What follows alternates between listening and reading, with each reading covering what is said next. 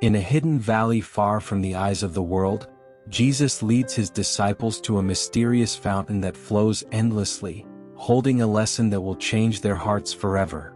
A truth about gratitude that can transform even the deepest sorrows into boundless joy. Follow this journey of faith, forgiveness, and the wellspring of gratitude, as each disciple discovers a secret treasure that will sustain them for all their days. The dawn broke softly over the hills of Galilee, casting a golden glow that seemed to seep into the very earth, filling it with warmth. The air was thick with the scent of olive trees, and the quiet rustle of leaves brushed gently by the early morning breeze. Jesus had summoned his disciples to meet him in this quiet, secluded place, where the noise and bustle of the towns and villages fell away into silence. The 12 men, each carrying his own burdens, followed him without question, knowing that today would be a day of learning. They had left families, businesses, and comforts behind to follow this man who seemed to carry the very presence of God within him. As they walked, they glanced at one another, their faces reflecting a mixture of curiosity and devotion. Peter, the fisherman, walked with his head held high, his gaze fixed forward, his heart always yearning for a sign of divine assurance. John, the beloved, lingered at the back, a softness in his eyes that betrayed a deep, quiet love for Jesus. And then there was Thomas, his eyes clouded with questions he struggled to suppress, the doubt that lingered at the edge of his heart like a shadow he couldn't quite escape. They walked together, 12 souls drawn by one purpose, bound by one man's love, yet each carrying a different story, a unique journey that had led them here. As the morning wore on, Jesus led his disciples off the well-worn path, down a narrow trail that wound through a dense thicket. The branches clawed at their robes, and stones hidden beneath the underbrush sent them stumbling, reminding them of the challenges they often faced in their own lives. The air grew cooler as they descended, the thick canopy above blocking out the sunlight, creating a shroud of mystery. Murmurs of confusion and curiosity arose among the disciples. "Where could he be taking us?" whispered James, his eyes scanning the unfamiliar terrain. Peter turned back to answer him, his face set with determination. "We follow him because we trust him." "Isn't that enough?" But Thomas muttered under his breath, skeptical yet intrigued, wondering if Jesus had a specific reason for choosing this path. They moved in silence, each step a small act of faith, each one wrestling with thoughts and fears they dared not voice aloud. Here, away from the familiar, they felt exposed, vulnerable, and yet undeniably alive, as if the difficult path itself was a test of their willingness to follow wherever he led, no matter the discomfort. Jesus walked ahead, his gaze fixed forward, seemingly unbothered by the rough terrain, his calm presence anchoring the disciples in a faith they couldn't always understand. After what felt like hours, Jesus stopped in a small clearing bathed in sunlight, where an ancient fountain stood, hidden between moss-covered stones and flowering shrubs. The fountain was nothing short of miraculous, a steady, crystalline stream pouring from an unseen source above, falling into a clear pool below, then spilling gently over the edge to feed a small, winding stream. It was an oasis in the middle of nowhere, a hidden treasure that seemed untouched by time. The disciples gasped in awe, the sight of the fountain stirring something deep within them. Andrew knelt to drink, scooping up the water with his hands, marveling at its cool, fresh taste. The others gathered around, each drawn to the fountain in his own way, entranced by its beauty, yet unable to explain its existence in this barren place. Jesus watched them with a gentle smile, allowing them to absorb the mystery of what they were seeing. "How can this fountain flow so abundantly here in the middle of nowhere?" asked Philip, voicing the question that lingered in all their minds. Jesus didn't answer right away, letting the disciples wonder deepen, their curiosity driving them closer to the truth. In the midst of their silence, he spoke softly, "This fountain holds more than water. It holds a lesson if you are willing to learn." With the disciples gathered closely around him, their faces etched with expectation, Jesus began to tell a story. His voice was soft but filled with warmth, carrying each word like a thread that wove together their curiosity and hope. There was once a man, simple and unremarkable, who lived a life of great humility. He began. Though he had little, he found immense joy in each breath, each step, each small kindness he encountered. Every morning he would wake with the sun, lifting his hands to heaven and giving thanks for his simple blessings. A roof over his head, bread on his table, and the love of friends. The disciples leaned in, drawn to the gentle rhythm of the story. Jesus' voice painted vivid images in their minds.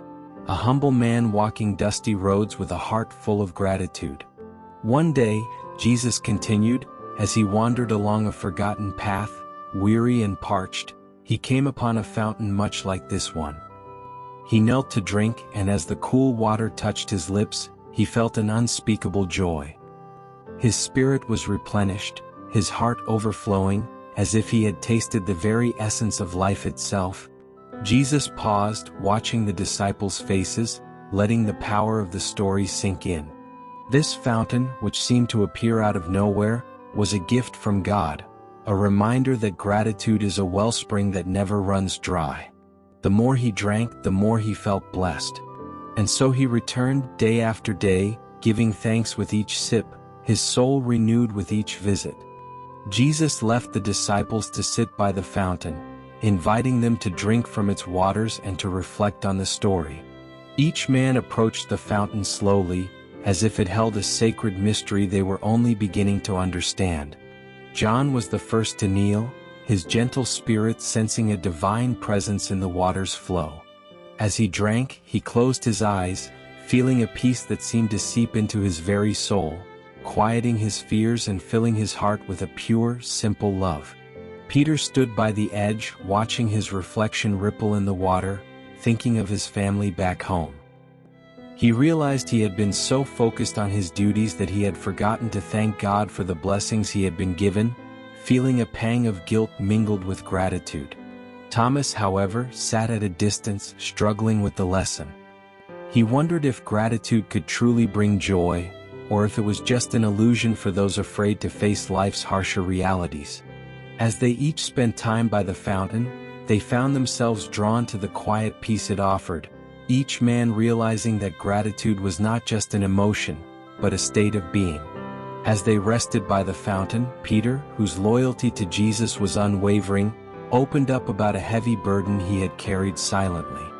His family was struggling, their needs unmet, and he felt torn between his duty to follow Jesus and his responsibility to care for them.